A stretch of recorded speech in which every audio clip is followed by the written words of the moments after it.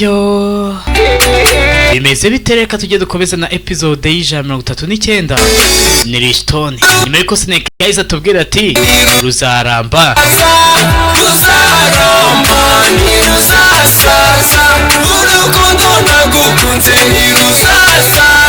uretse ko gahunda rugurira ku ipera.com filimi zacu zisohoka buri munsi igira ifatabuguzi ry'amafaranga 900 ku cyumweru n'ibihumbi 3 ku kwezi. ubundi filimi zidasohoka wowe nyandikire. niba hari aho ubona utari gusobanukirwa neza ku ipera.com twandikire kuri WhatsApp yacu 0787 74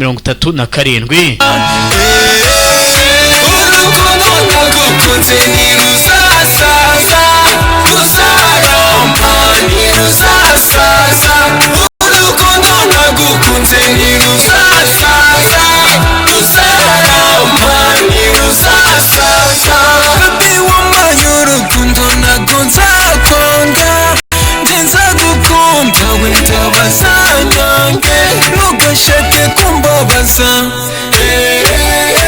ugashaka kunjovuza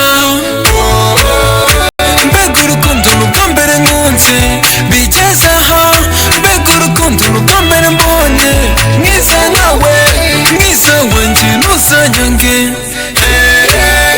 mwiza wanjye ntuzanyange ni wowe nkunda urukundo nagukunze ntiruzasaza ruzaramba ntiruzasaza urukundo nagukunze ntiruzasaza ruzaramba ntiruzasaza mwiza wanjye ntugasaze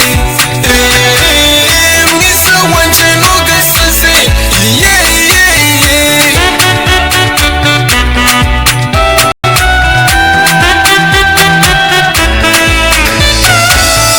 urukundo nagukunze ntiruzasaza ruzaramba ntiruzasaza urukundo nagukunze ntiruzasaza ruzaramba ntiruzasaza. Iya भाव देने वाला और कोई नहीं. namaze kumenya ko umuntu wambabaje kuruta abandi bose mu buzima मेरे खुद के पिता है. yari papa wanjye. टूट गया हूं मैं मिस्टर अग्रवाल. टूट गया. pe किसी भी yafata umwanzuro financial transaction uraza gukenera yuko Agarwari agusinyira. tugiye twisoreza hanga reka nze dukomeza n'izindi episode ese biraza kugenda bitembutse ko ari ku ipera.com.